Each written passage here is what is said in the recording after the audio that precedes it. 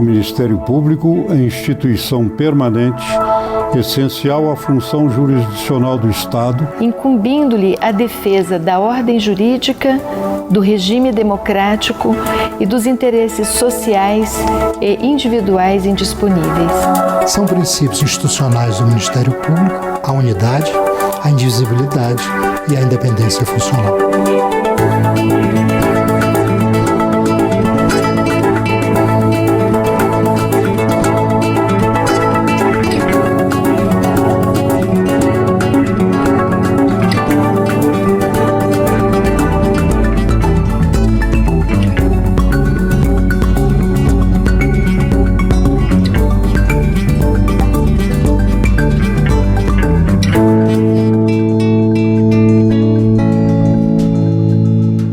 Nós estamos com o fim da ditadura militar no Brasil, que é suprimido todos os direitos da pessoa humana, né?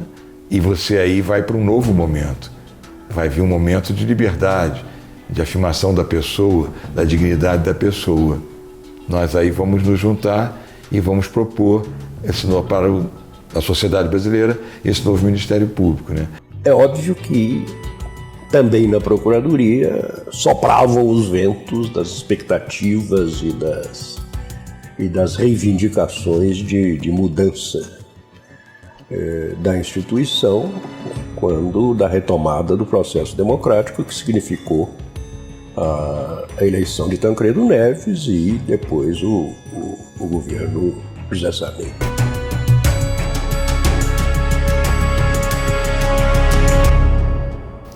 O ano de 1982 é marcante na história de nossa instituição.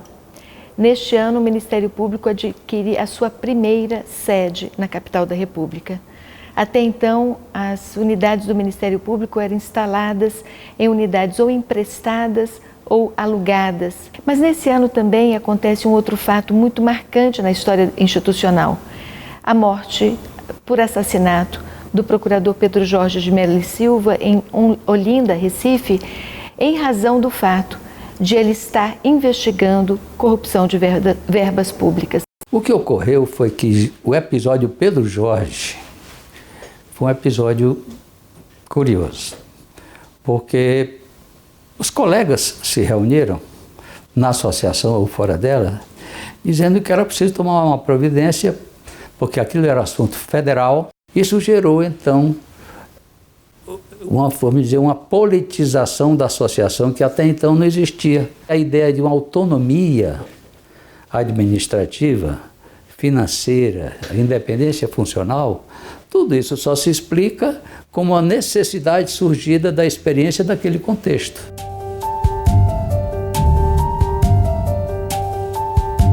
A primeira grande batalha que foi obter que o presidente sancionasse um projeto de lei que criava a chamada ação civil pública para a defesa dos então misteriosos interesses difusos relativos a patrimônio histórico cultural, ao meio ambiente, ao consumidor. E isso possibilitou, ainda que sem estrutura formal, que já começássemos a atuar. Neste momento, eu diria até que é um momento assim em que a classe toda se anima muito, dizendo que está surgindo um novo mundo. Novo mundo que a Constituinte iria ampliar muito. Mas, na verdade, ela naquele momento representou nós sairmos dessa atuação acanhada, que eu me referi, limitada, muito limitada à parte penal, essencialmente, uma parte penal muito restrita, etc. E se começar a pensar nesses grandes temas que naquela época já movimentavam a sociedade como um todo, sobretudo a questão ambiental, essa coisa. Então teve a Lei da Ação Civil Pública, ela de certa forma antecipou algumas coisas que a nova Constituição iria consagrar. Todo diploma legal, todo instrumento que põe a sociedade como senhora do seu próprio destino é sempre saudável. Bem-vinda foi a ação popular, bem-vinda foi a ação civil pública.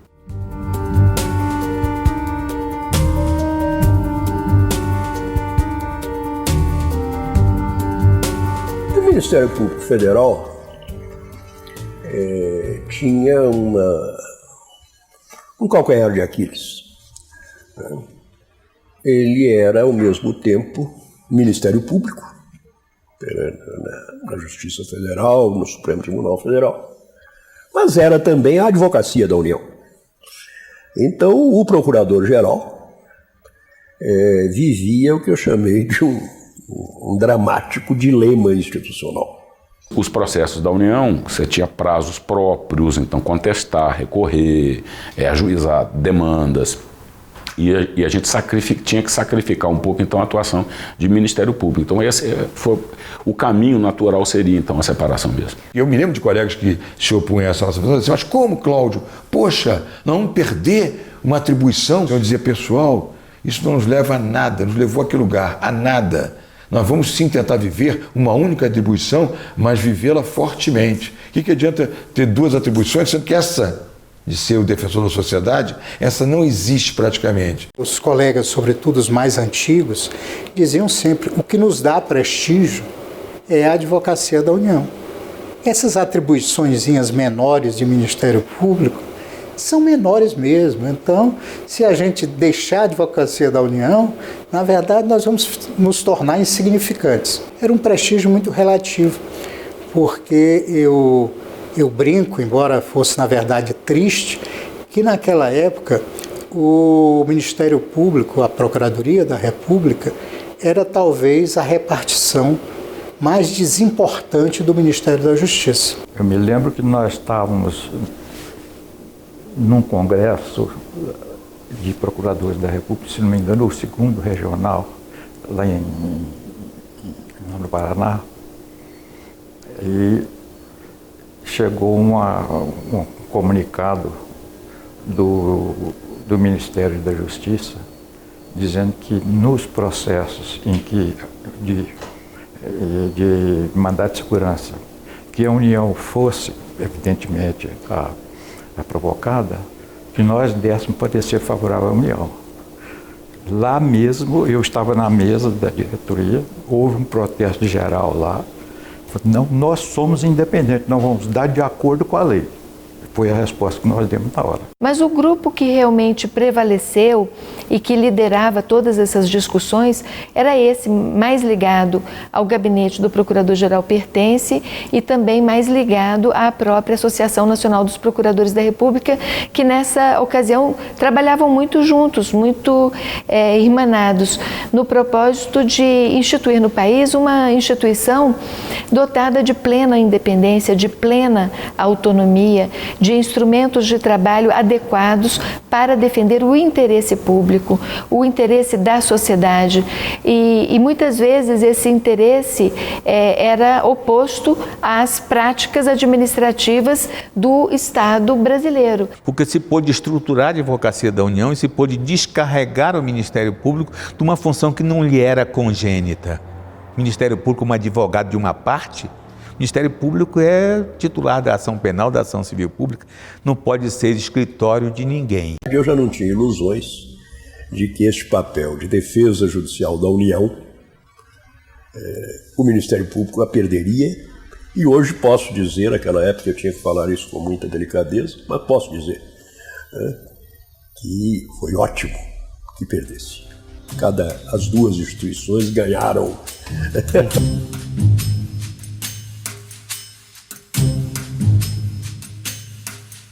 Nosso trabalho, quer dizer, da NPR, em termos da nova Constituição, começou a rigor antes da Constituinte, porque antes da Constituinte é designada a Comissão Afonso Arinos, ou Comissão dos Notáveis, que reuniam personalidades ilustres da vida nacional, encarregadas de elaborar um anteprojeto de Constituição, que seria, digamos, o documento inicial de trabalho da Assembleia Constituinte. Eu costumo dizer sempre que o Ministério Público tem um divisor de águas.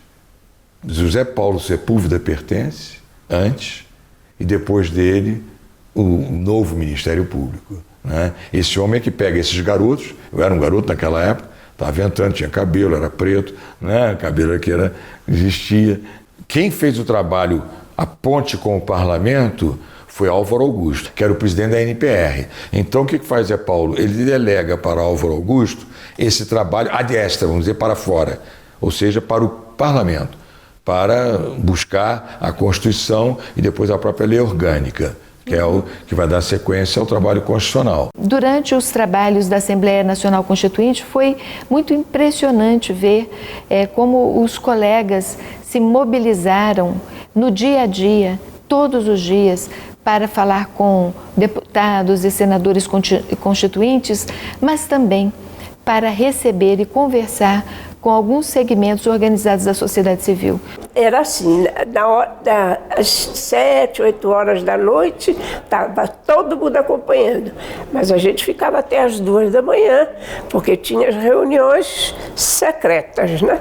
Então, nessas reuniões é que havia o perigo, porque aí eles modificavam tudo que eles queriam, mas nós não deixávamos, porque nós estávamos lá o dia inteirinho. O meu caso era disseminar dentro da classe essa nova visão, né? Tanto que nós criamos as CODIDs. Teria a secretaria, que era aqui em Brasília, né? E em cada estado você tinha as coordenações de direitos individuais e interesses difusos. E tínhamos colegas. Então fazia essa grande interação. Começava a nascer, claro que havia alguns colegas, mas da velha guarda resistiam a isso. A verdade é que foi uma luta forte, essa contra a criação do defensor do povo, do ombudsman, na Constituição de 88, que acabamos vencendo. A nossa Secodid acabou virando esse monstro que está aí. Declaro promulgada.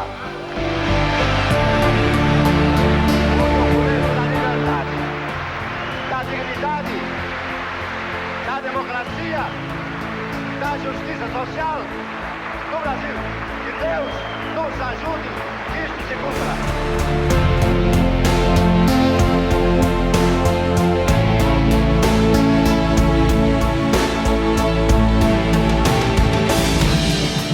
A discussão da lei que resultou na Lei Complementar 75, ela ficou mais restrita, evidentemente, ao Ministério Público da União, né?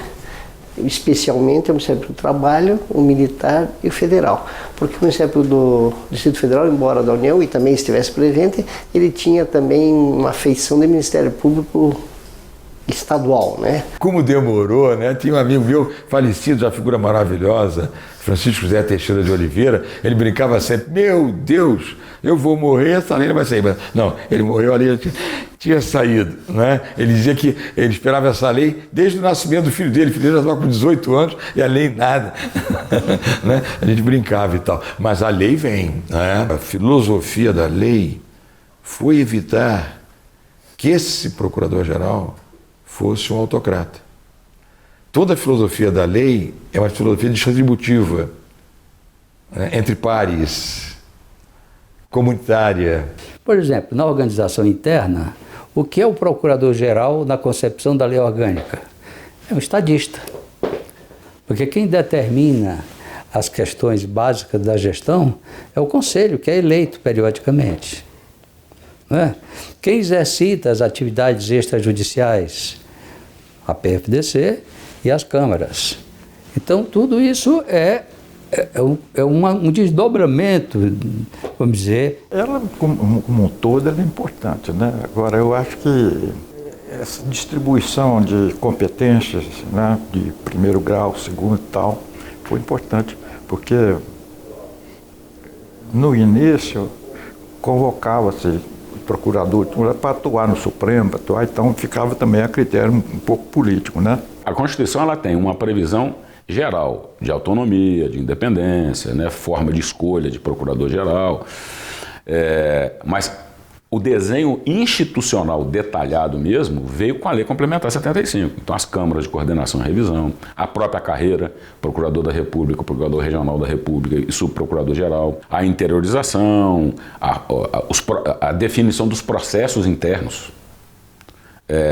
a definição da atuação da Corregedoria, a definição do Conselho Superior. Então, assim, todo esse desenho institucional veio com a Lei Complementar 75. É uma lei que, além disso, definir com clareza o leque de atribuições, ela dota o Ministério Público de instrumentos inéditos até então.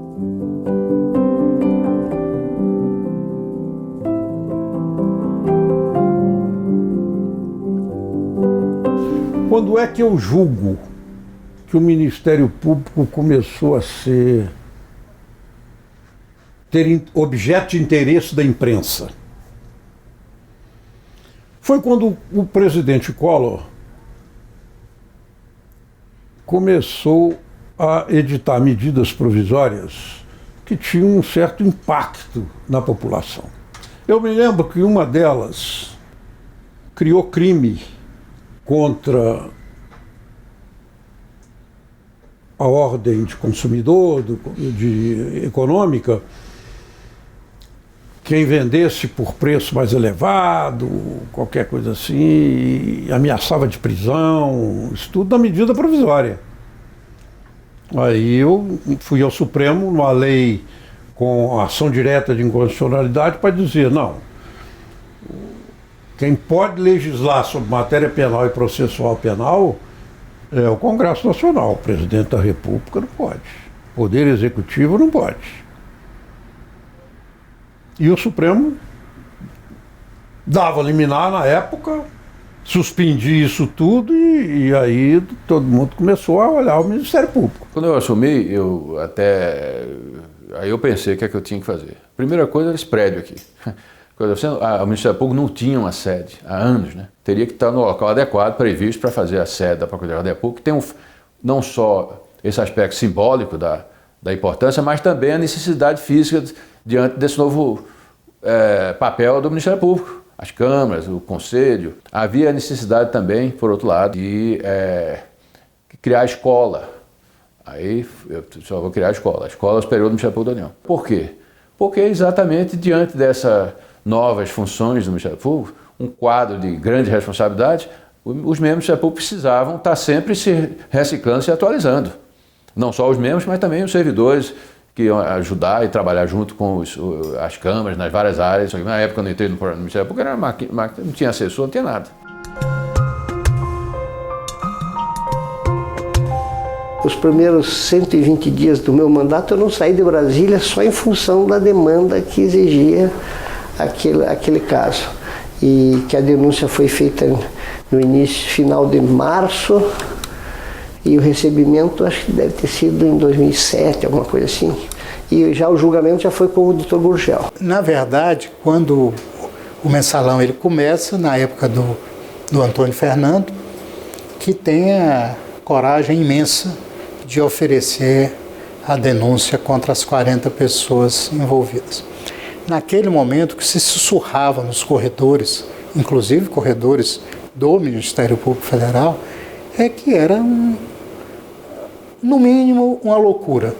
No mínimo, uma loucura, não vai dar em absolutamente nada, só vai desmoralizar o Ministério Público. E a gente não tinha, nunca tinha tido tamanho interesse por um julgamento da imprensa, inclusive, né? A imprensa acompanhava, quer dizer, o Supremo, que quando, no início, as primeiras vezes que eu fui ao Supremo, ainda como vice-procurador, tinha lá uma meia dúzia de jornalistas que cobriam o Supremo, etc. E aquilo foi crescendo, foi virando um exército lá de jornalistas para cobrir isso, né? E nesse período também, interessante observar, a partir do momento que eu ofereço as alegações finais, é que eu passo a sofrer, digamos, as maiores pressões. Porque durante a instrução não havia oportunidade para isso, mas no momento de oferecer as alegações finais, e sobretudo depois que eu as ofereci, que é bom, vai ser assim mesmo, então é o momento em que começam os ataques ao Procurador-Geral de setores do PT e de outros partidos, enfim, que as pressões começam a se materializar e vão me acompanhar durante todo o julgamento e depois também. Você só tem duas maneiras de desmantelar uma organização criminosa. Informação de dentro. Você só tem duas formas de obter informação de dentro. Ou você infiltra alguém, ou alguém de dentro fala. A infiltração ela é demorada. A infiltração, quando você coloca alguém dentro de uma organização criminosa, primeiro essa pessoa tem que conquistar a confiança dessa organização e depois ela fazer a escalada dentro dessa organização, para que ele conheça as pessoas, os chefes, a divisão do trabalho, os crimes praticados, a forma de praticar crime, etc. É muito demorado, então, isso. Agora, o colaborador não. O colaborador está lá dentro, ele sabe tudo. Então, ele fala, ele entrega a organização criminosa, entrega os comparsas, entrega os chefes, entrega a distribuição de tarefas, entrega os crimes praticados, entrega a forma de praticar esses crimes. A vida profissional foi nos preparando para o tamanho da Lava Jato. Então, cada dia que passava, havia uma ampliação, mas foi gradativa. Se a Lava Jato tivesse acontecido com o tamanho que ela é, eu não sei como é que a gente teria reagido a isso. O enfrentamento da corrupção é um caminho estabelecido, sem volta. Não só porque as instituições do sistema de justiça trabalharam com muito sucesso, enfrentando a corrupção nos anos recentes, e aqui me refiro à Polícia Federal, à Receita Federal, ao Ministério Público, ao Poder Judiciário, a todas as instituições e órgãos do Estado que, irmanados, complementam sua atuação no enfrentamento da corrupção, que é um enfrentamento difícil, porque este é um crime que entranhou-se nos órgãos do Estado brasileiro. Mas é um caminho sem volta, sobretudo porque a população entendeu que era possível viver numa sociedade mais honesta.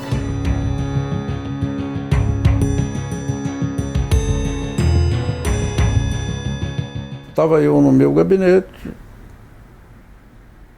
quando o ministro da Justiça, à época, Oscar Correia, me liga. Olha, você podia vir aqui no Ministério da Justiça, eu queria conversar com você. Eu falei, não posso. Isso era às 11h30 da manhã, e aí fui eu conversar com ele. Eu mal cheguei, ele disse assim para mim, você vai ser o Procurador-Geral da República. Eu falei, ministro, você está enganado. Já há um escolhido, ele falou assim, havia, agora não há mais, agora é você.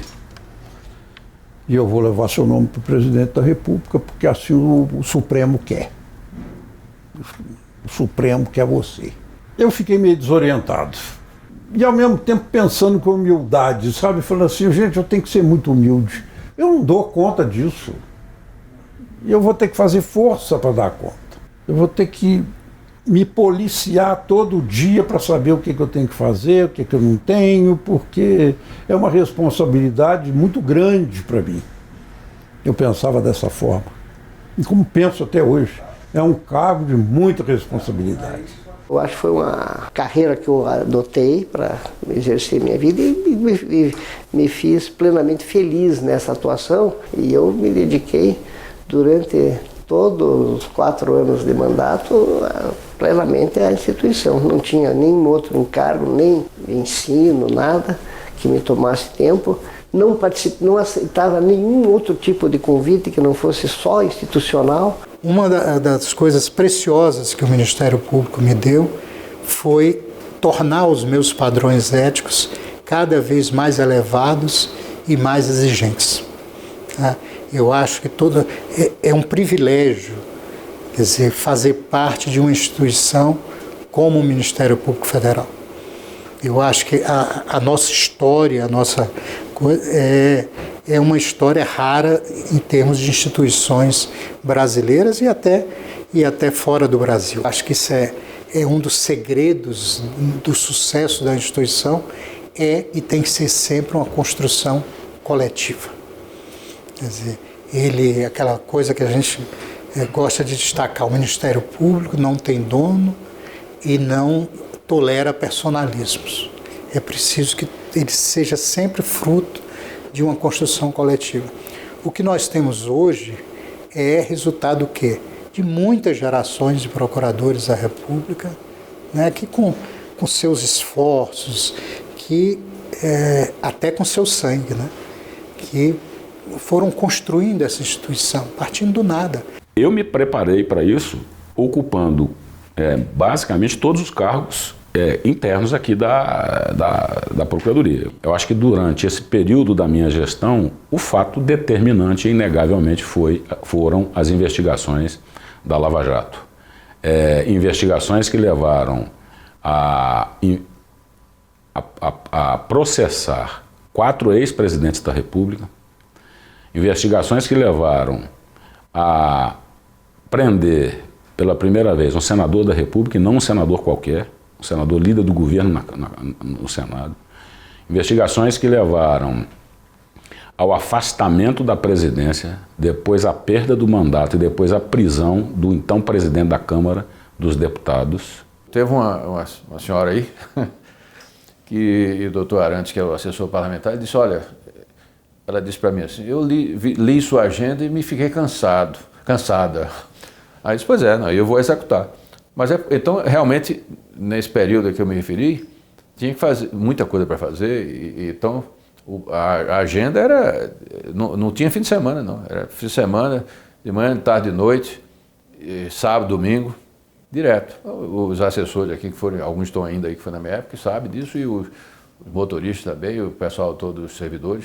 Então era um trabalho muito intenso e era 10 ou mais horas por dia e no fim de semana também.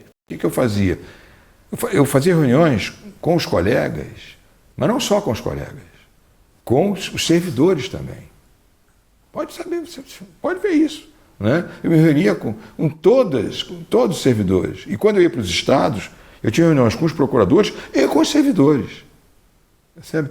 Então, era estafante, reuniões longas. Você só constrói alguma coisa na vida se você tiver passado.